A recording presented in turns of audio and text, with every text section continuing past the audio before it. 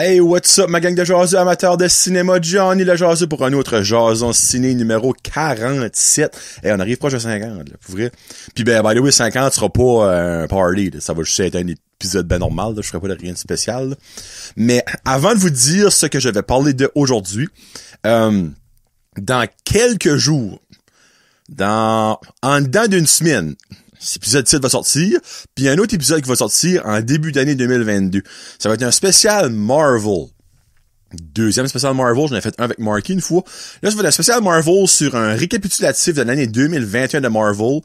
J'en dis pas plus, je fais mon top 10 de Marvel de l'année 2021. Donc, fan de Marvel, dans les prochaines journées, à la suite de ce jason ciné ici, vous aurez un autre jason ciné, mais ce sera pas sur des nouveaux films que j'ai vus, mais un récapitulatif d'une année quand même assez exceptionnelle de Marvel. J'en dis pas plus. Donc, cette revue-ci, je vous parle des films House of Gucci, Encanto, puis, oh oui, si j'allais oublier, Spider-Man No Way Home. Et là, je vais pas faire de spoiler. J'ai décidé que je fais une review. Encore là, ça sera pas une review deep dive incroyable, parce que si je peux pas faire de spoiler, on s'entend. Mais je vous ferai pas de spoiler. Puis je parle aussi de la bande-annonce du film Uncharted, le prochain film avec justement Spider-Man, Tom Holland et aussi Mark Wahlberg. On commence avec House of Gucci. Avec une brochette d'acteurs, mesdames et messieurs, on a Lady Gaga, Adam Driver, Jeremy Irons, Al Pacino, Jared Leto, Salma Hayek. Pis garde, je vais même regarder, faire sûr, j'en oublie pas, mais je crois pas j'en oublie de majeur.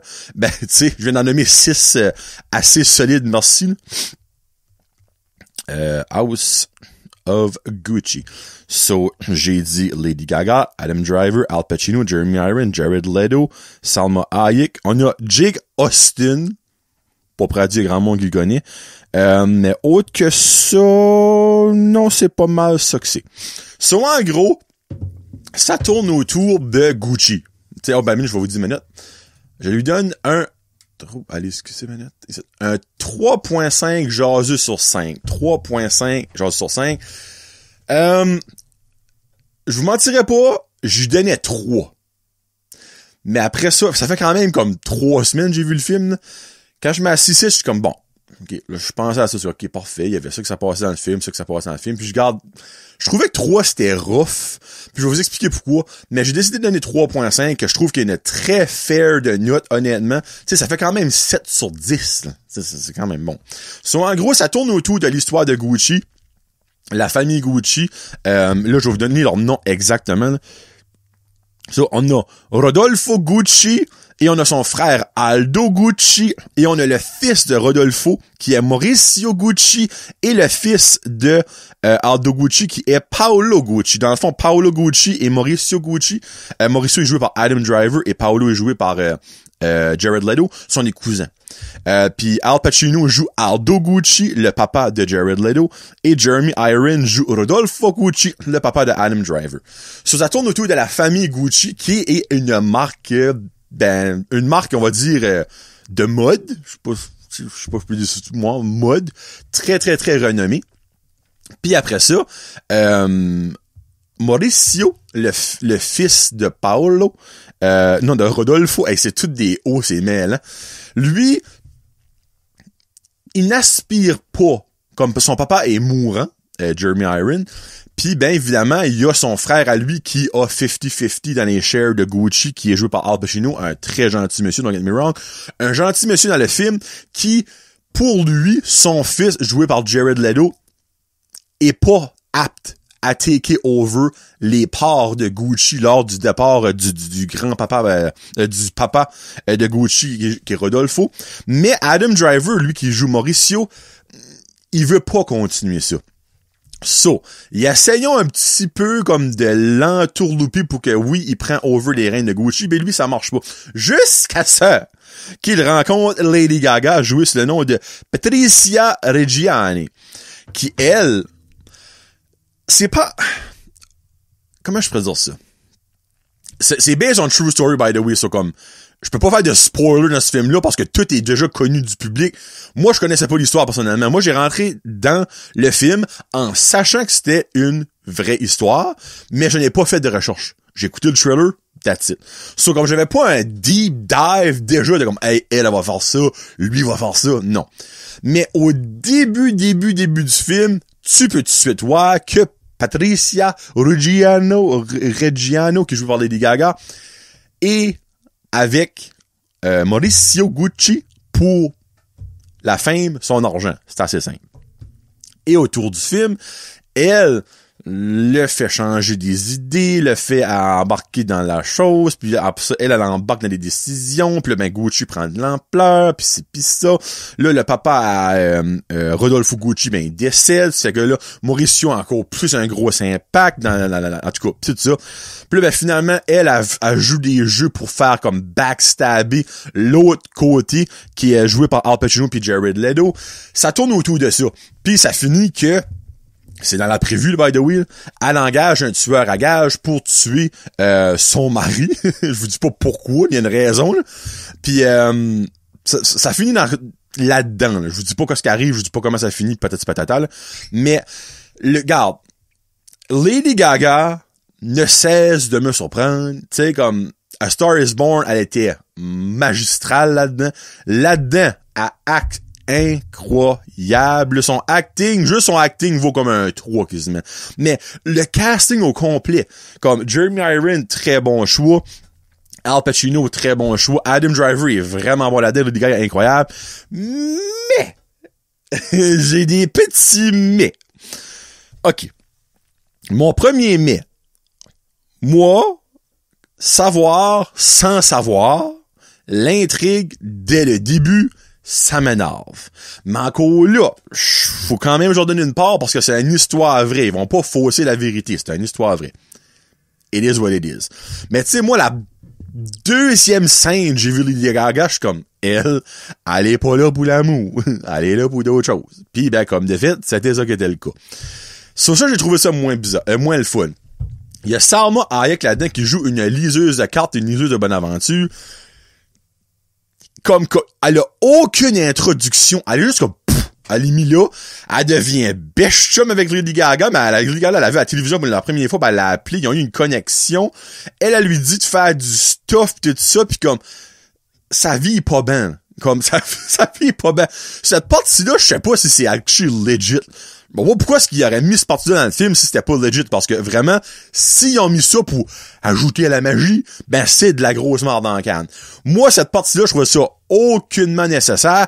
T'aurais pu prendre par contre, là, ça se peut que c'est legit. Ça, je peux pas vraiment juger à 100%.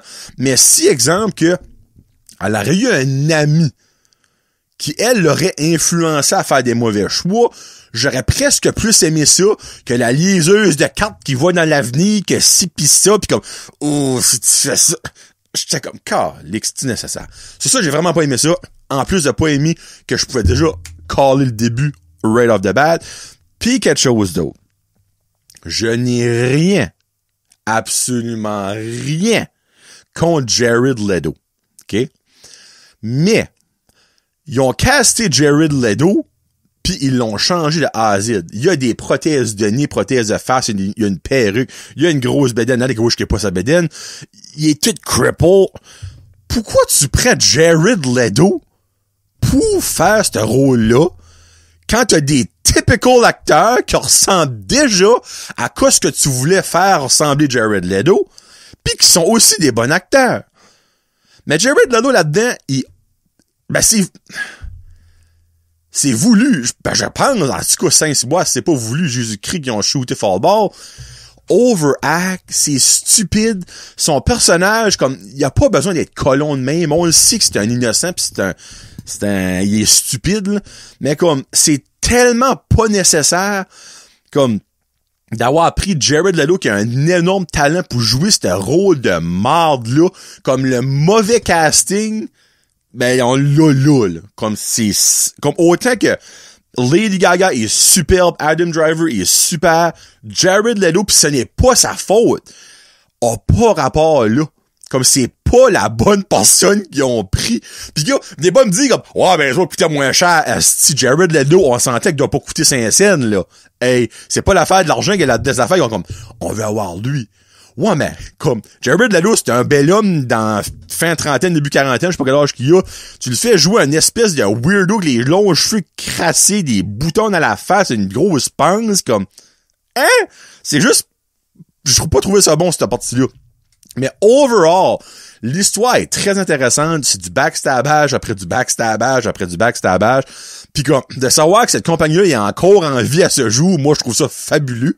Comme, je peux pas comprendre qu'ils ont pas fait comme faillite ou ils ont pas blowé. So, thumbs up. Ça va à peine d'être vu pour les performances de Lady Gaga, d'Adam Driver, Al Pacino pis tout ça. Mais, Salma Hayek, pas elle. Son personnage, inutile. Jared Leto, pas le bon casting, puis vous aurez aucune surprise dans le film, vous allez caller tout de suite qu'est-ce qui va se passer, puis vous êtes right. C'est pas un spoiler, vous êtes right. Et voilà. Bon. Prochain film, avant, faut que je prenne une petite drink, là, parce que Lady Gaga m'a emporté. On va aller avec Encanto, le plus récent film de Disney, puis qui dit Disney dit ça va être bon, c'est le fun, le monde est hype. Ah! Pas vraiment ce film-là. Puis regarde, c'est pas une mauvaise note non plus. Je donne un 3 genre sur 5, mais honnêtement, un film de Disney, habituellement, start à 4. Comme, c'est 4 en montant. 4, 4.5, 5. Ça, c'est même pas proche d'un 3,5. C'est 3. Puis je pouvais pas donner 2.5 parce que j'ai quand même enjoyé ça. So, pourquoi j'ai compris un petit peu, parce que je vous mentirais pas que c'est bizarre, là. OK, first off the bat, un film de Disney, pas de méchant, je comprends pas. Il y avait pas de méchant dans ce film-là, OK? So, Raid, là, l'histoire, t'as aucun comme, il va-tu sortir, va-tu manger de lui, va-tu faire un sort? Non. C'est l'histoire de la famille Madrigal, ou whatever, comment est-ce qu'ils disent ça en espagnol ou en mexicain. Pis ben, ça aussi c'est jamais clair. Ils s'escapent d'une place qui plus ou moins doit être en guerre, là, tu sais. Puis ils trouvent une place dans la forêt, puis ils bâtissent une maison, puis là-dedans il y a une chandelle magique qui embarque là-dedans. Puis ben turn out que la maison tourne magique. Tout le monde a une porte, ok? Tout le monde a une porte, puis la porte est magique, puis tout ça. Puis la maison donne des pouvoirs à du monde. Il y en a une qui est ultra forte, il y en a un qui peut voir dans l'avenir, il y en a un autre qui peut faire pousser des fleurs. La maison est en vie. Puis ben ça tourne autour de la maman de la maison Madrigal, la famille Madrigal, qui a 3 enfants, puis eux autres ont des enfants, mais à chaque je me rappelle plus quel anniversaire, là, mais il y a un âge. Là. Il y a un âge que basically tu vas à la maison, t'as ta propre porte. Ça, je le dis, ça sonne niaiseux, ben en tout cas, c'est ça que c'est. Puis quand tu ouvres la porte, ça donne ton pouvoir. Je m'excuse parce que ça fait quand même un maudit bout que je l'ai vu. Je me rappelle plus à l'âge, mais c'est jeune, OK? Puis mais turn out, il y a une des filles de la maman Madrigal qui, elle a pas de pouvoir.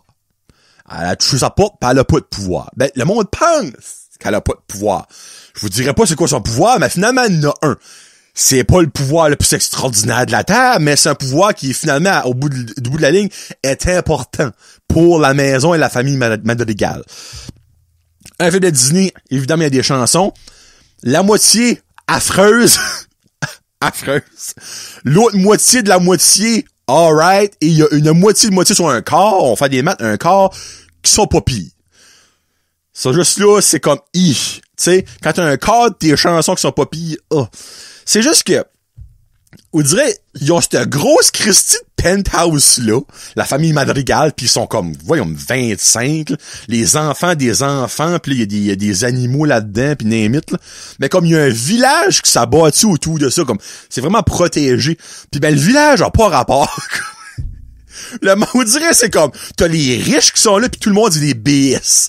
Là, Frédéric Arsenault, je sais qu'il écoute tout à les gens ciné, pis il l'a vu, pis lui, il a pas trippé pour Saint-Cel. Il a agree avec moi right now à 100%. Fred lui donne probablement comme un 2. Lui, il a pas trippé sa vie. Pis ben, il y a Hugo, là, il y a un des enfants Madrigal qui voit dans le futur, il est ben né de la famille. Il se fait mettre dans une grotte, ou je te maudis pas comment s'appelons ça, là, parce que lui, il voit dans l'avenir, puis il voyait des choses pas belles s'en venir dans l'avenir, mais eux autres, c'est comme positif, la vie est belle, arc-en-ciel, ça va bien aller, tu sais, hein, comme les estimations du COVID, là. Mais comme lui, c'était comme un anti-vaxxeur, mais finalement, il était right. On va mettre ça comme ça, OK? So, il y a quelque chose qui se passe, pis ben, la magie de la famille Madrigal s'en va, pis tout le monde met le blâme sur, je me rappelle même plus le nom, ben la fille qui a pas de pouvoir, comme quoi que c'est elle qui enlève la magie, pis en tout cas. C'était un shit show, il y a pas de méchant, pis la résolution du problème à la fin, t'es comme, ah, c'est ça? C'est pas comme, oh, yes, nice. C'est comme, ça fait un 1h45 pour ça. C'est ça. Moi, dans mon livre à moi, c'était un flop de Disney. J'ai quand même donné 3, là. Mais c'est encore là, c'était un 3 généreux. Mais c'est disponible right now sur Disney+, je pense que ça fait une couple de jours, là. Puis tu payes pas pour, by the way, parce que tu ne payais pas pour ça. Mais vous allez peut-être aimer ça. Peut-être. Mais niveau, comme, mais ce film-là, comme, pas Disney, pas Pixar, mais comme genre un film d'animation qui sort, pas gros drôle. Mais le fait que la Disney print est dessus, je suis comme, calique que c'est low budget welfare comparé à comme, Raya and the Last Dragon, à Mulan, pis aux autres films, tu sais, comme à Frozen pis tout ça.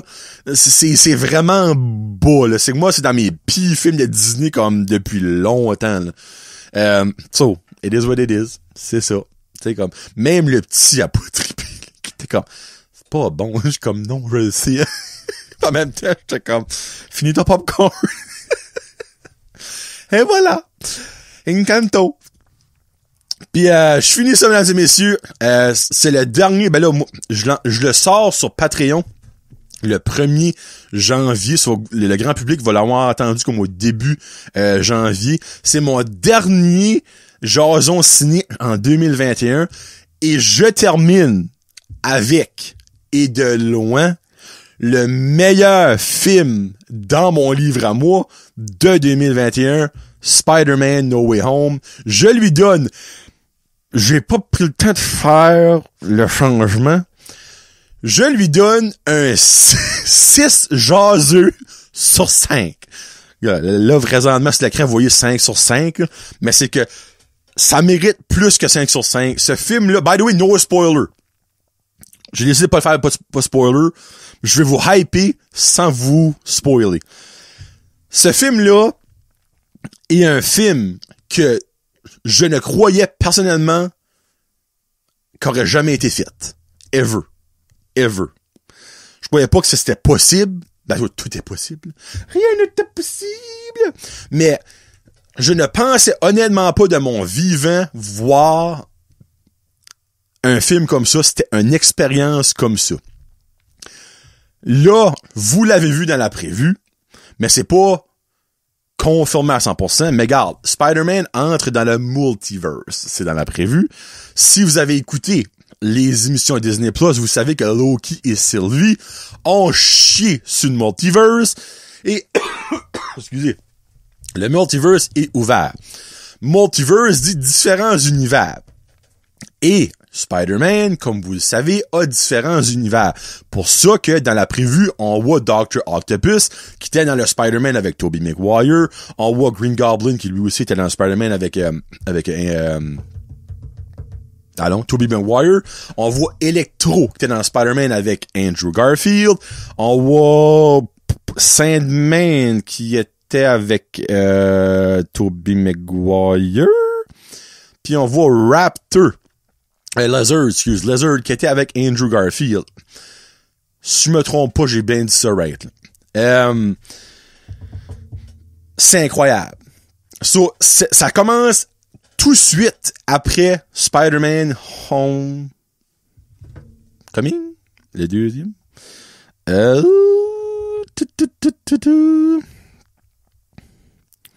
Spider-Man Far From Home, excusez. Qui, en gros, Mysterio a fait découvert l'identité à Peter Parker. Il y a les faces de Peter Parker partout associées à Spider-Man. Tout le monde pense que Spider-Man a tué Mysterio, qui était vu comme un super-héros qui était venu de d'autres multivers, justement, which n'était pas le cas. Mais tu sais, pis, ben, là, Peter, faut qu'il vit avec ça.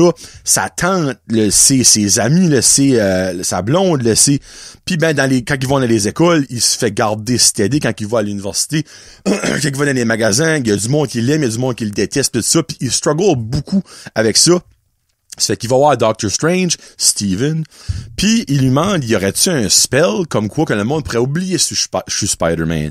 Puis ben là, Steven, il est comme, oh, je suis pas trop sûr. Puis t'as Wong qui est maintenant, c'est quasiment un spoiler, mais oui, t'as Wong qui est là, puis il dit comme, fais pas ce spell-là, parce que tu sais ce qui peut arriver. Puis là, après ça, ben, Doctor Strange comme, yeah, je sais, man, je suis quand même vraiment bon, c'est Doctor Strange. Puis ben, turn out qu'il fait quand même le spell. Puis ben, durant le spell, ben là, Peter réalise que comme personne va s'en souvenir qui est Spider-Man. So là, il est comme, ben là, ma tante peut-tu s'en souvenir que moi? Oh, freak! Mes chums peut-tu s'en souvenir que moi? Ma blonde peut-tu s'en souvenir que je suis Spider-Man? Puis là, ben, il fait ça, puis là, ben, le spell chie. Puis il y a quelque chose qui se passe. J'arrête là. OK. Je vais vous dire ma gamme d'émotions durant le film. J'ai ri beaucoup. J'ai braillé beaucoup. J'ai crié. J'ai eu des frissons. Par bout, c'était overwhelming. L'émotion, l'émotion bonne, triste, drôle qui me hantait. Puis je ne suis pas le seul qui a vécu ça parce que j'ai vu des commentaires sur Twitter, des commentaires sur YouTube. Le monde a chié une brique dans ce film-là. Il y a... hey, si bois, ça m'emporte, m'excuse, pardon. Il y a de l'amour, de la tristesse, de la nostalgie, de la rédemption. Il y a... C'est mongol. Comme, je peux même pas vous expliquer. Regarde, si vous êtes fan de Marvel, ben, il y a pas de question, vous allez voir le film, je le sais. Mais il y a du monde que je sais qui sont pas nécessairement fans de Marvel, qui sont fans de Spider-Man. Allez-y, si c'est pas déjà fait. Regarde, j'ai pas besoin de vous le vendre, je sais que vous avez entendu des bons commentaires so far. Ce film-là est un chef-d'œuvre, OK? Moi, c'est un bold statement en salle. J'ai plus aimé Spider-Man No Way Home pour l'entièreté de ce qu'il apporte qu'à Avengers Endgame, qui selon moi, comme 3 ans passés ou 4 ans passés, était comme un des greatest films qui a jamais été fait. Spider-Man No Way Home, c'est d'autres choses. C'est-tu aussi grandiose que Endgame? Non. Tu sais, les portals dans Endgame qui ouvrent comme... C'est probablement un des plus beaux moments de télévision qu'il y aura jamais eu sur la Terre. Quand que Captain America, il est basically mauve, pis t'as Thanos au de la butte avec comme 150 millions de soldats. Pis que là, t'as un petit portal qui ouvre, pis là, Black Panther, son nom reste sans paix, qui rentre... Non, ça, niveau moment, il y en a beaucoup de même dans Spider-Man No Way Home, mais qui accote cette scène-là de Endgame, non. Mais le film en entièreté de Endgame comparé au film en entièreté et au meaning de Spider-Man No Way Home, c'est un meilleur film que Endgame, puis je suis prêt à débattre ça avec n'importe qui. Le payoff de Endgame comparé au payoff de Spider-Man, c'est pas comparable. Oui, je comprends que hey, Seigneur, là, ma dernière fois, je peux pas la dire, OK? Mais, le point culminant aux 2 films est pas pareil. OK? Apportez-vous des Kleenex. Si vous êtes un die-hard fan de Spider-Man, je vous dis tout de suite, là, vous allez brailler, là.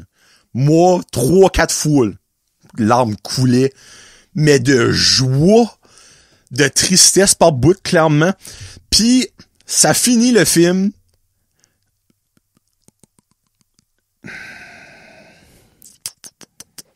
Je peux pas dire ça. C'est vrai, je peux pas dire ça. So, regarde. je ferai pas de spoiler, regarde. Il y a une ça que je sais, c'est pas un spoiler parce que ça a déjà sorti. Il y a une mid-credit scene qui a rapport et non au film. Qui a rapport à d'autres choses qui vont se passer prochainement dans cet univers-là, mais qui est pas directement rapport au film. Le film finit pis c'est fini, là, OK? Puis la end credit scene du film n'est pas une scène. C'est le thriller de Doctor Strange and the Multiverse of Madness qui est sorti wide open partout. Le seul avantage, c'est que nous autres qui a vu Spider-Man, on l'a ben, dépendamment quand vous avez vu Spider-Man, mais moi je l'ai vu le mercredi, 2 jours avec ça, FYI, puis j'avais vu ça avec tout le monde. Puis après ça, ben, il a sorti genre comme la semaine après. Là. Il est sorti wide open là. So, je vous dis là, c'est unreal, Spider-Man No Way Home. C'est ça. Bon. Si ça vous le vend pas, y a rien qui va vous le vendre. Là. C'est bien de valeur, mais comme... Et je finis ça en parlant de la bande-annonce de Uncharted. Et oui, Uncharted qui est une game de PlayStation qui sera adaptée en film. Et évidemment, qui dit game adapté en film dit « Ah, ça va sûrement flopper. » Qui peut le caler? Personne. Mais, la bande-annonce, moi, m'a excité sur un moyen temps. Ça va sortir le 18 février 2022. Dans le fond, on en... Excusez, pardon, même pas 2 mois. On a Tom Holland, Spider-Man, qui va jouer Nathan Drake. On a Mark Wahlberg qui va jouer Victor Sullivan. Puis il y a aussi Sophia Hawley qui va jouer Chloe Fraser, qui est les 3 personnages principaux dans le fond de l'univers de Uncharted dans les games. Là. Puis il y a aussi Antonio Banderas qui va être là-dedans. Je crois qu'il va être comme le méchant. Là. Ça, après les prévus, ça a l'air d'être ça. So, moi, quand j'ai vu ça, je suis comme, gars, c'est basically National Treasure avec Nicolas Cage, qui a fait un enfant avec Pirates of the Caribbean, genre 2, là. Il y a pas de monstres pis de pirates, mais vous allez comprendre ce que je veux dire quand vous allez écouter la trailer. Qui fait un enfant, pis ça donne Uncharted. J'ai extrêmement hâte de voir ça. Moi, quand on dit qu'il allait faire un film, je suis comme, OK. Quand j'ai vu que Tom Holland pis Mark Wahlberg allaient être dedans, je suis comme, OK. Quand j'ai vu la bande-annonce, je suis comme, OK! Là, mon excitation a monté de fois en fois, et là, j'ai vraiment hâte. Pis c'est le fun de savoir que ça sort pas cet été, ça sort dans 1 mois et demi, give or take. Et voilà. Bon. Avant de finir, merci beaucoup d'avoir écouté les Jasons Ciné durant l'année 2021, puis je vous souhaite une bonne année 2022. Oubliez pas que dans quelques jours, un Jason Ciné spécial Marvel Top 10 qui va sortir, donc soyez à l'affût pour ça. Puis oubliez pas qu'en 2022, si les cinémas de votre région sont ouverts, allez les supporter, parce que c'est bien de valeur. C'est le fun d'avoir des télévisions 4K chez vous pis des soundbars, là. Mais vous ne vivrez jamais un film avec une expérience autant wow que d'un cinéma. Spider-Man No Way Home, c'est bien de valeur. T'as beau avoir la meilleure télévision du monde, tu n'as pas vécu une expérience cinéma si t'as pas été voir Spider-Man No Way Home au cinéma. Et personne ne va se avec moi là-dessus parce que vous êtes wrong à 100% si vous êtes de contraire. Et voilà. Bon, ben, passez une très belle journée, bonne année 2022, et on se reparle plus tard sur un autre Jason Ciné. Peace out, #. Allez voir Spider-Man No Way Home, c'était mental. Salut.